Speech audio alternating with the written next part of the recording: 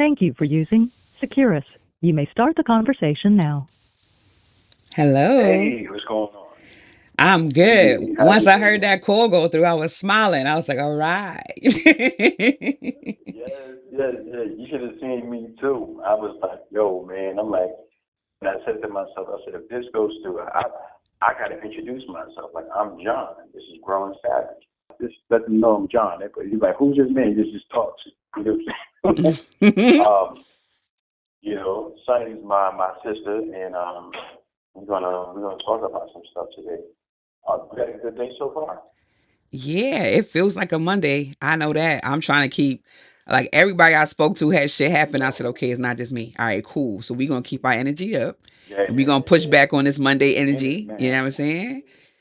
Yeah, and it's mad cold. It's And it's crazy. cold and So snowing. It's storming everywhere. Like, it's crazy yeah, outside right now. man. Sometimes you gotta roll. You gotta roll with it, though. Sometimes that's just the way the situation happens. But we in Western New York, so well, you're in New York City. I'm in Western New York, so Hmm. it's gonna this is the weather. But That's today, life. what I'm Sorry, sorry, sorry. I'm about to quote something. I'm like, that's life. We can't uh, control the weather. But in real life, we can't control shit. We about to talk about faith and make sense. Go ahead. Hit your shit. but My bad. right now, right. I was trying to No, segue it. man, for real though. Yeah. Nah, we can't really control anything. But today, I definitely want to focus. We want to focus on the faith, and I thought about it all week, and I ran into this passage in Mark 5, between 27 and 34. Now, this lady, it's something about the Bible because it just drew me. And so I'm going to read. So it says, when she heard about Jesus, she came behind him in the crowd and touched his garment. For she said, if only I may touch his clothes, I shall be made well. Immediately, the fountain of her blood dried up, and she felt her body was healed of affliction. Now it says, Jesus immediately knowing to himself the power had came out of him, turned around in the crowd and said, who touched my clothes? So who So touched me? like he's like, Who the who? fuck touched Right, me? Look, who was that? Good. Sorry. right. The his people though, they like, but his disciples said to him, you see the multitudes thugging you, and you say who's touching me? How does that It's sound? 5,000 people. Niggas mad people out here. What Right, do you mean who touched you? Everybody. What the fuck? right. I'm Jesus sorry. ignored them, right? So, Hmm. no, but they for real, they looked at him like, what you mean, bro? Like, what you talking about? There's mad people here, and they just want to just be gain the presence of greatness. So then he says, and he looked around to see her who had done this. But the woman feared and trembled, knowing what had happened to her. Came, she came and fell before him and told him the truth. And he said to her, daughter, your faith has made you well. Go in peace and be healed of your affliction. Now, what makes this woman so unique, she bled for 12 years. That's a long time to have your period. That is a long, long time. And she went to different people, like different Healers, medicine probably. people. Yeah. Nobody could heal her. Like I've never heard. For you to be bleeding for 12, that's crazy. And she's still alive. Right. She's Like anemic. I know some She's people that anemic, bleed. but she's alive. Right, Yeah. right, right. It's probably crazy. She got mood swings. Like that lady could no. What you mean? If I was bleeding for 12 years, I would be going crazy. So what the key thing I got from this is affliction. Mm. He said, yeah, he said, man, you are healing your affliction, like it's done with. And I thought about my life, and I'm like, yo, affliction to me.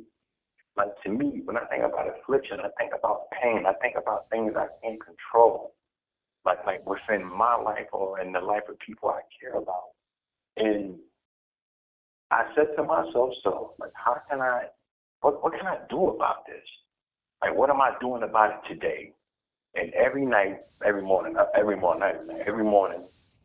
when I lay down in the morning after I eat, I listen to something called the evangelist is a evolution. Hold on, I'm saying the wrong thing. That's it. And I rehearsed this before I even spoke to you. It was the Elevation Church. The Elevation Church is a podcast I listen to, and they preach, and they speak, and they preach about the good news.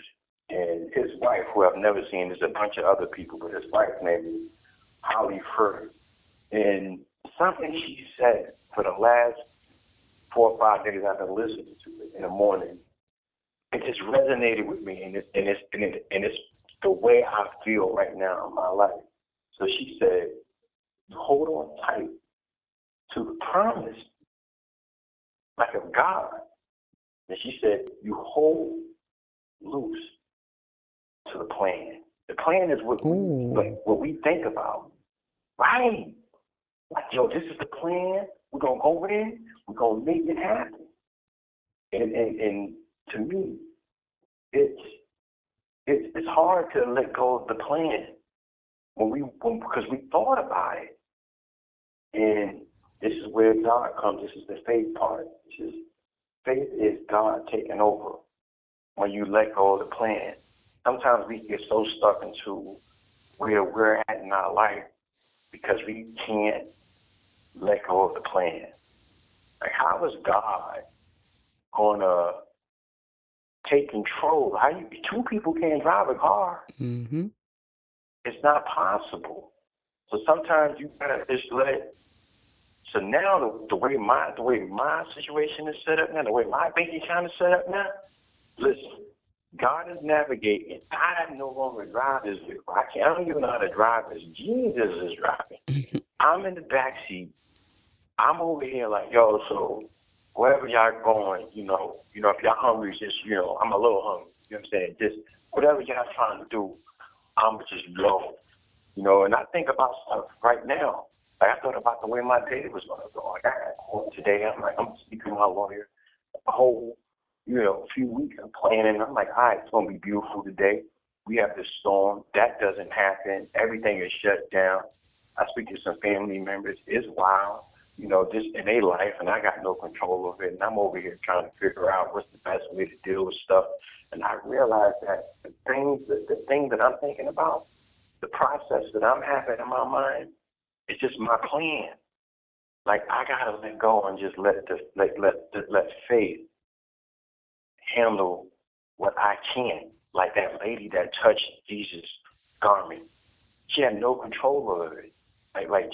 And we're gonna have different trials and tribulations in our relationship, and our health, and in our minds, and in so many different levels of our life, and we have plans for it because we're not going to just sit down and be like, yo, I'm not going to fight for what's best for me.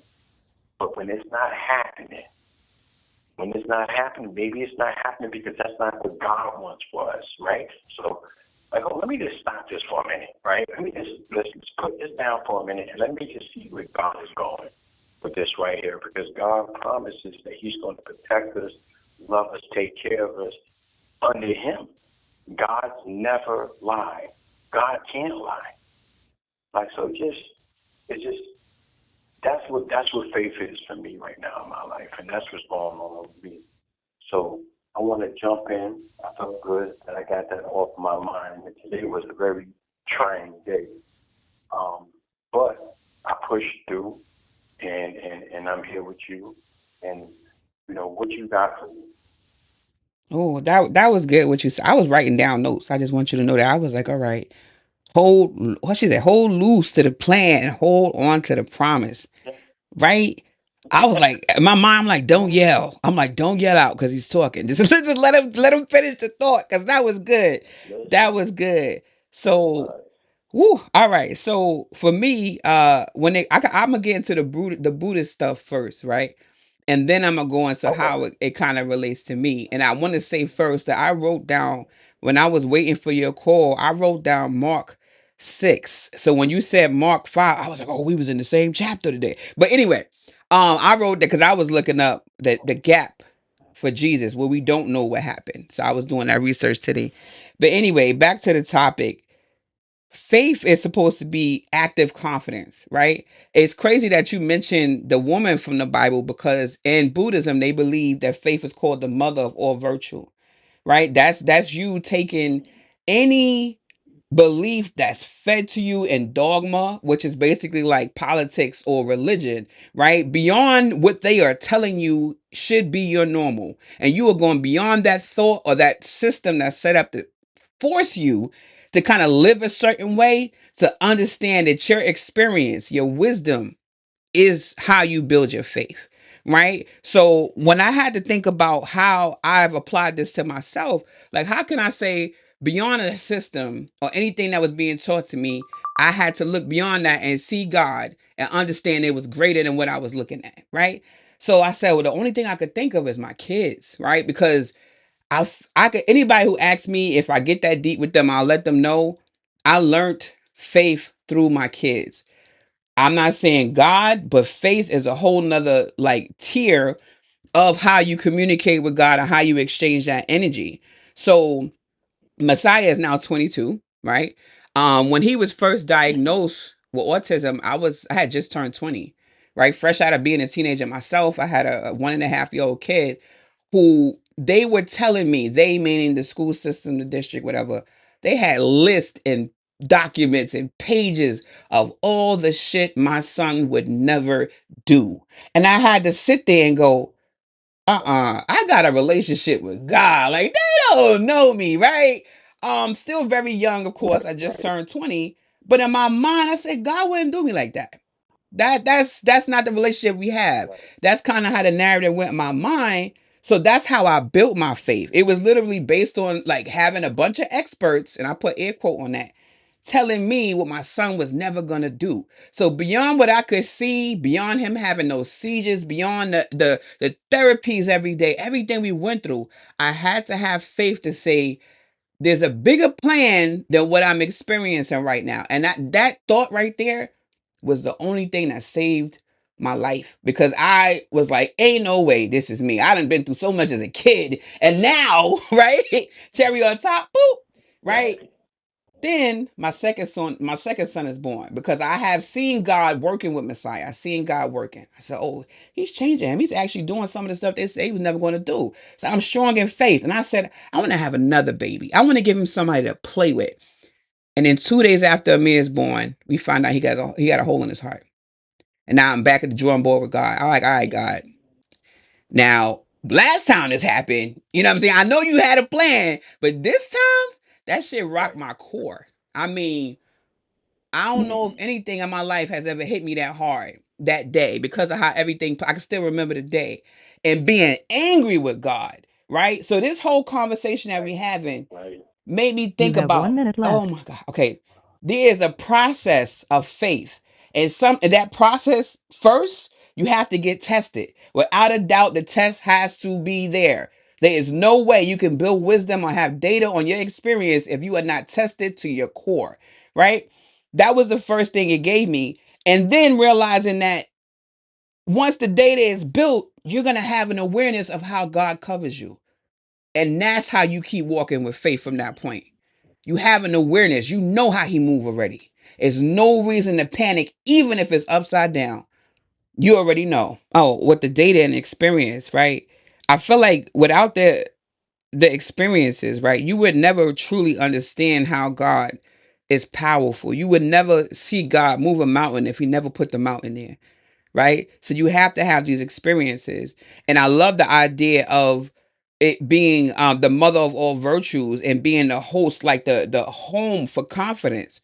Because when you if you moving with God confidence, what they call Godfidence, it's a different two-step. right? It's a different, and nobody gonna understand that unless they've experienced something so bad and had to overcome it to see God move, to know where that's coming from, right? And everybody won't have that experience in this lifetime, and that's okay. So if somebody is hearing this and they feel like, man, I'm under right now, I got this on me, and da da da da, understand that that is literally where you build your faith.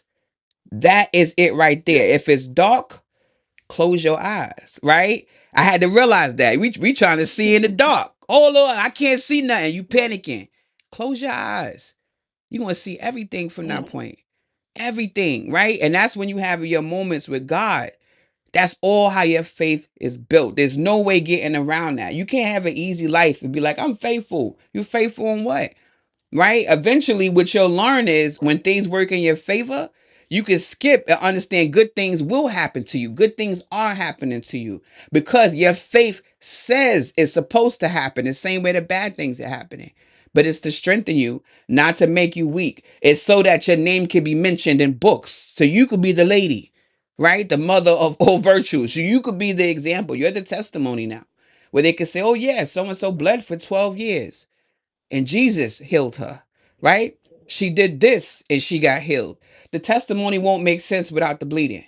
Pause. Well, not really pause, but you get Right. you get what I'm No, saying. no, no, no, no. Yeah, It wouldn't. yeah, It wouldn't. Like it. Yeah. That's massive, actually. yeah. And no matter what it looks like, it's gonna be, it gotta be upside down. It gotta go against what people would consider for you to be safe. Right? Can you temper Right. yourself with God? So easy. Like think of a frequency. What does that frequency feel like or sound like when you can get so good with God that even though what people may consider hell, because the whole world is on fire right now, right? But I'm so Mm. temperate in myself and my spirit with God. Me and him meeting in a room right now. When I'm talking right now, my eyes are closed because I feel that, right? That's how I separate myself from the world, through meditation.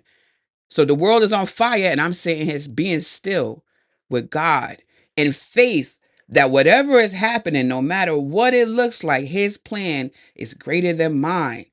So that's why what you said, I wanted to scream because I'm like, that's it right there.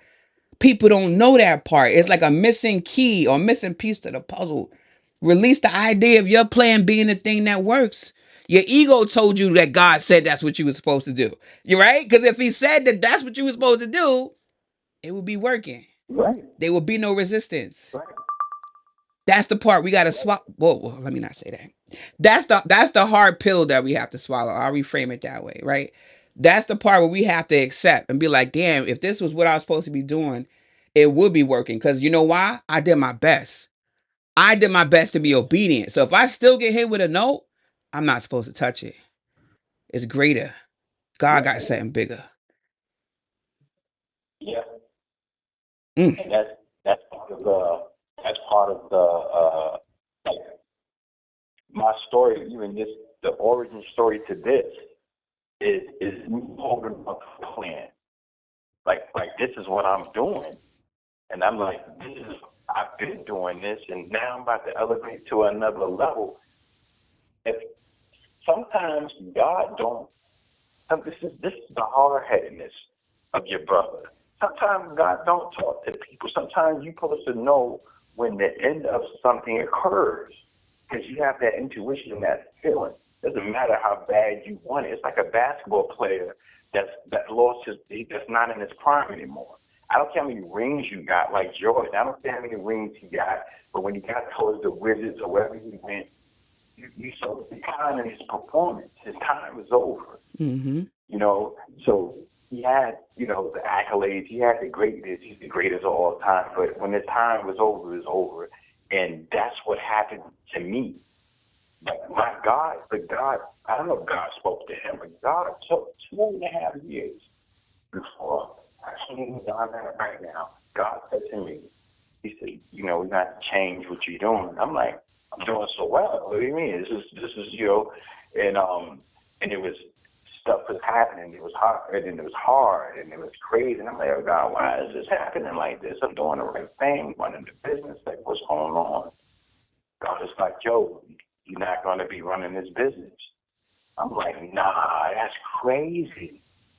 Like I know everything. Like why would I not do this? And I'm like, nah, I gotta do this. Like God has told me something, and I just told God I gotta do this. And Mm. I'm sitting here right now. What happens when your kids tell you no? Man, listen. Mm-hmm. Right. You have to sit your butt down for a minute, Exactly. sir. Sit your ass in the corner for a second. so and it's the truth. And like you're gonna hear like you're gonna feel no, and it's not the no like something is hard and I feel like I gotta give up. It's not that no. When you get a sign from God to tell you something, when you're in the midst of something, and God is like, nah, we're gonna do something different. Trust that. Let it go. Let it go. Let it go. Because God can't show me what's next if I'm holding on to the plan. Mm-hmm. That's what happened. That just came to me just now. I realized, I'm like, and I'm talking to God, like, yo, how come you not talking to me? Like, I said that. Like, tears coming out of my eyes in front of my business. Like, God, like, yo, what are you doing? God, like, I told you, son, let go. Like, why is this? And I could fix anything, any appliance, anything. I could, listen, I'm a master at my craft.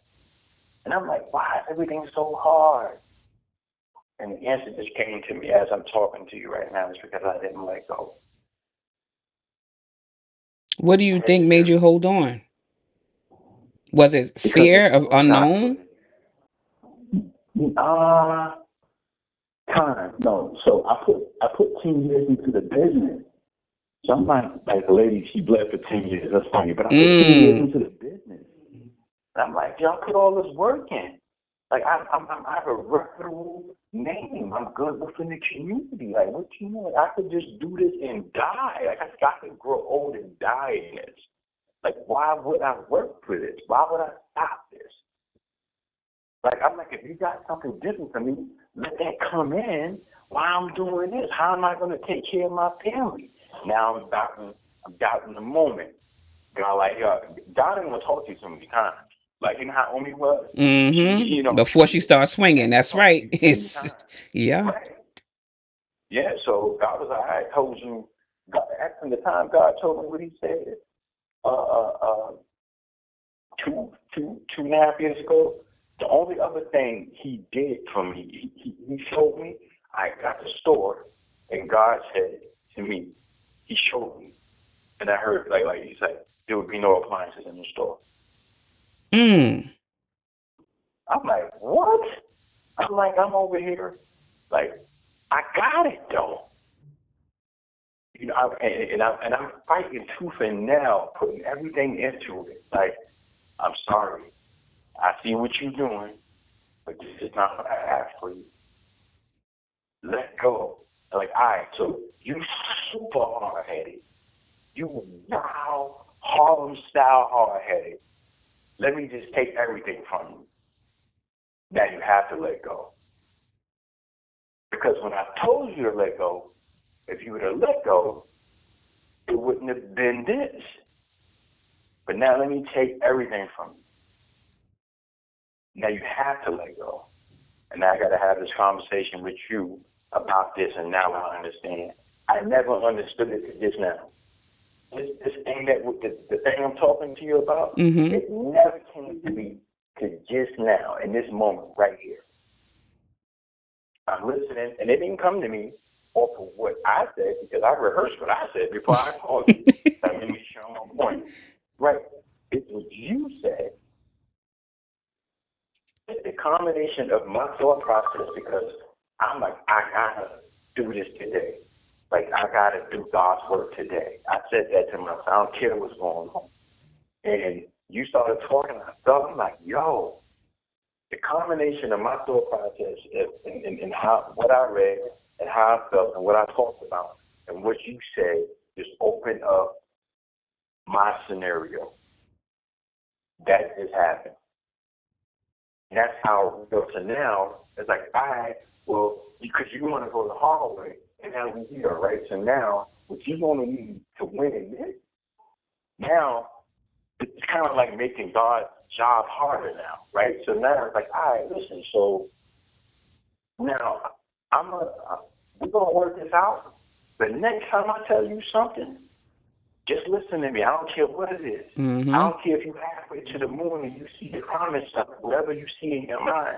I'll tell you no, no is no. When God, that's what God is telling me right now. When I tell you no, I don't care if you about to get the deal of a lifetime. In the mix of you going to whatever situation, if I tell you no, I don't care if it's a deal with Netflix. If I tell you no, trust is no. Because if you don't listen to me, I'm going to push you somewhere where you're going to listen to me. Because sometimes God has a different plan for you than he has for somebody else. I look at people sometimes like throughout my life, I'm like, oh God, like, I see this person over here living their life, they just doing it like, how come I can't do that? God, and it's not like they're doing nothing negative, it's just I'm like, oh, how come I can't have a chain of appliance stores? Like, that's just an example. Mm-hmm. God is like, I made you for something different. Like they're designed to do that. And I understand that that's your design. That's that's cute that you can do that. But you're here for something different. You were designed and born with a mission. Everybody has purpose. Very few people have missions.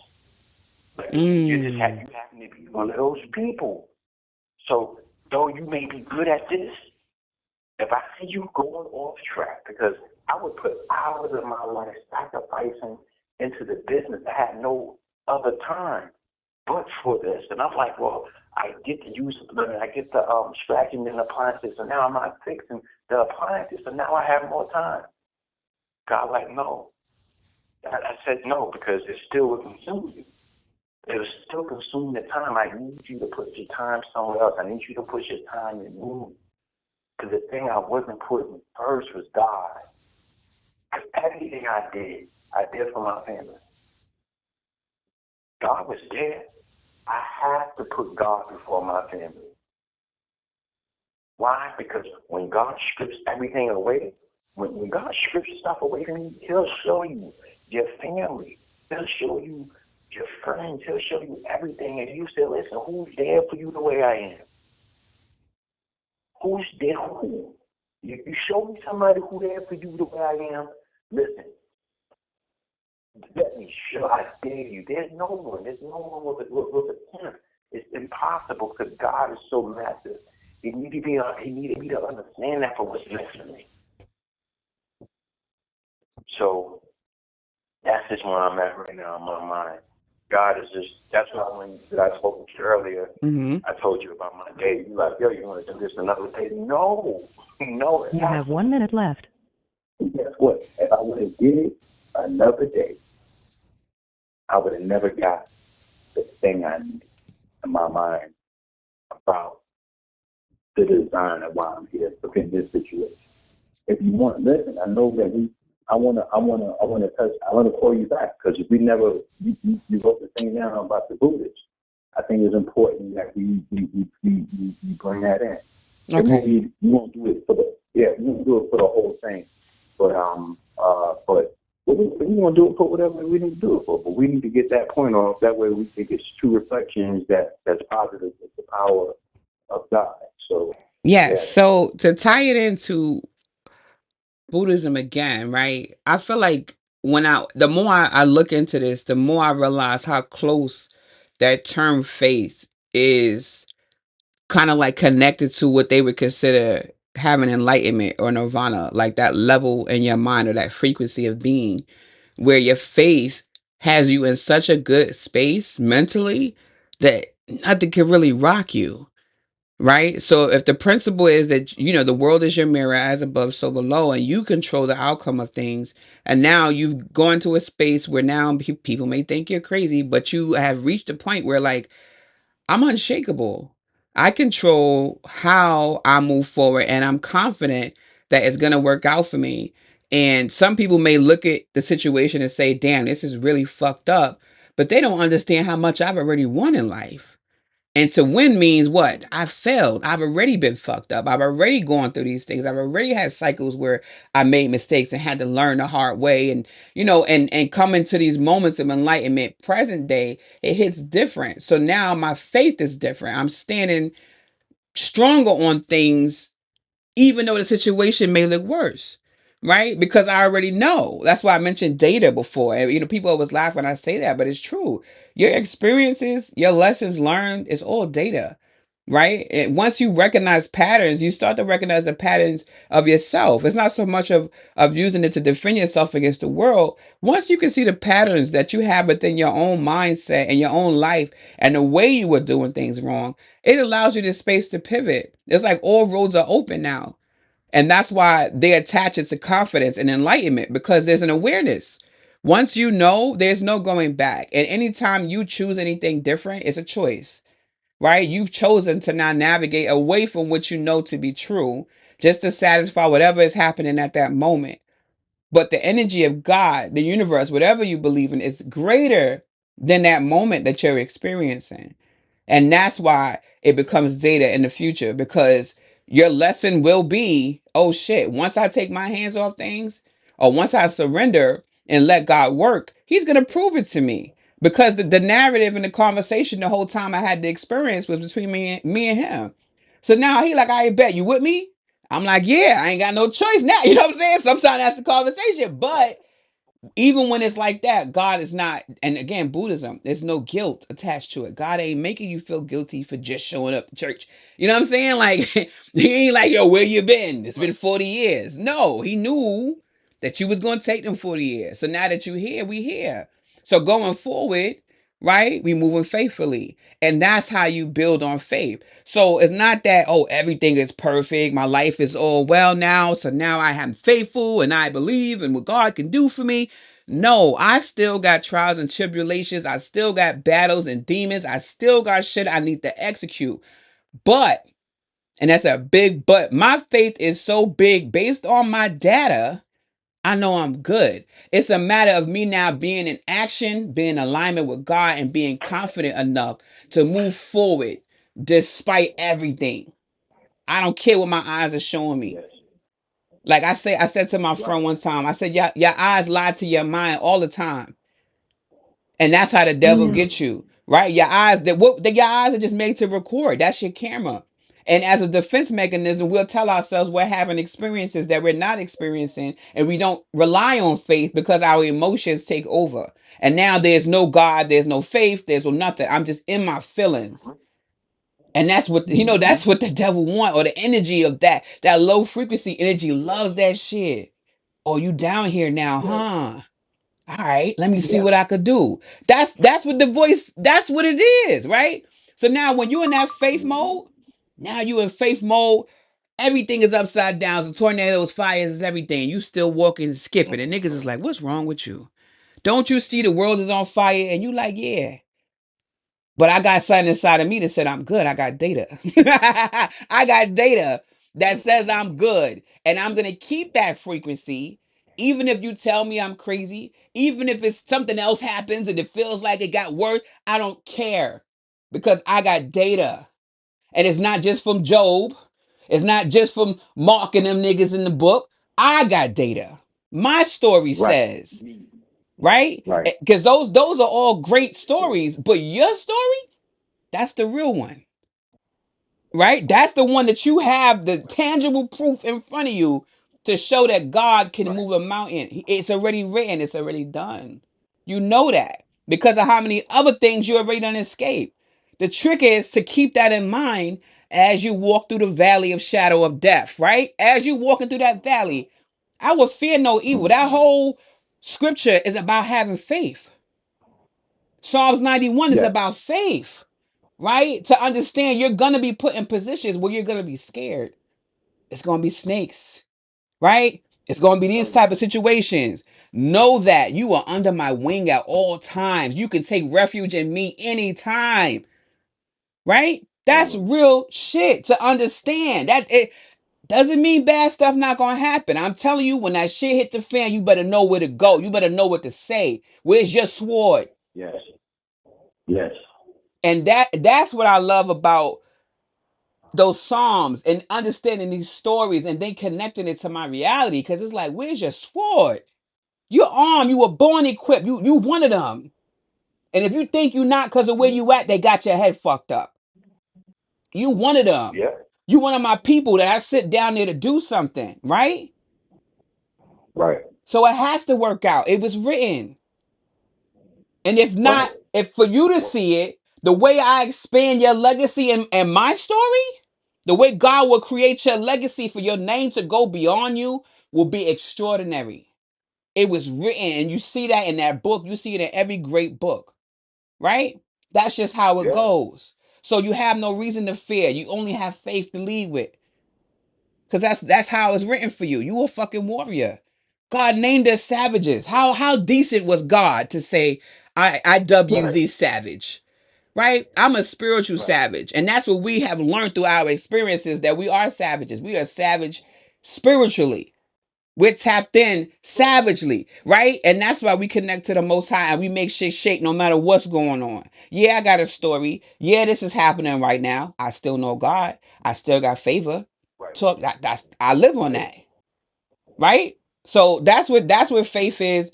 And I love the combination of what we're doing with the Buddhism and the Christianity, because I'm getting to For study sure. both. I'm learning both. And like I said, I wrote Mark on the paper. I was like sitting here today, like, yo, where was Jesus at for this part? I was like, wait, isn't it missing pieces? Like, trying to understand where he was. And the outcome that I got on the internet, I don't know if this is true or not, because I just started looking. Somebody alluded to the fact that Jesus Christ, Jesus went east. He went to learn these Buddhist practice. And that's where he was at for that 12-year gap. So now when he returns home, he's enlightened, right? He's enlightened. And he's not carrying the name of a religion, because that's not what Buddhism is about. It's about the energy you walk with, right? Where someone will want to touch your hem. Somebody gonna want to have you in the room because they know, oh, that light right there is different. That one, yeah, that one right there is different, right? You're gonna have enemies because of it, and you're gonna have people who love you because of it. I would tell you something. This is mine, and it's something that's so weird that you gotta a few broadcasts, and I want to. So Jesus is in pretty much every religion that was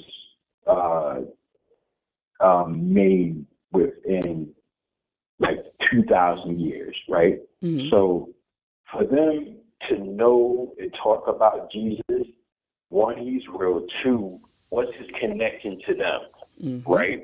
and other like Noah is in other things. We're not talking about Noah today. Is in other religions, but God, the same lady is so weird. The same lady that preached this, the Holly, heard it. She corrected. Remember, I was like, oh, he was going for 12 years. He was going for 2 years. So for 2 years, King Herod was killing the babies. So for 2 years, that man was killing whoever was born from 1 to 2 years old. But I only bring this up, what you just said. What if Jesus, the Son of God, what if he knew every religion?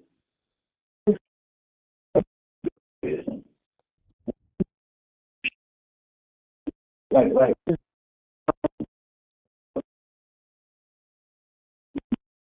The phone is cutting up.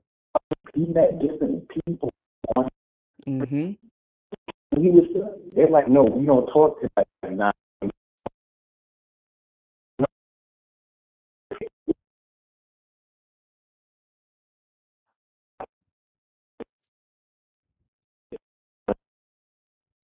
wrong. Can you hear me? You can hear me? The phone is cutting up. Oh, what did you use? What Look kind now, of? it's clear. Wow. Okay, phone. Nah, I got it. Say I that again. What you were saying? by the well. He wanted some water, but his disciples were like, you can't talk to her because she's just rude. And Jesus is like, what? Like, you don't know me, son. Like, I'm gonna talk to her. I wanna talk to her. Like, and he connected with her in a way that was so powerful that she knew that he was the Son of God. Like, you get what I'm saying? So even like she he said something to her.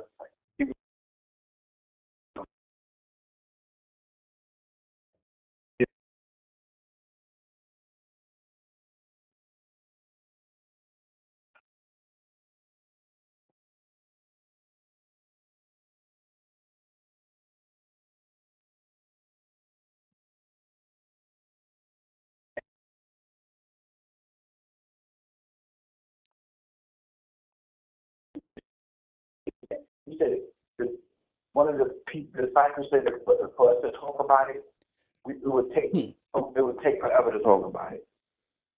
Nah, he rocked with everybody. I think that who you are right now and what you believe in is so powerful to what we're doing. It's the flavor.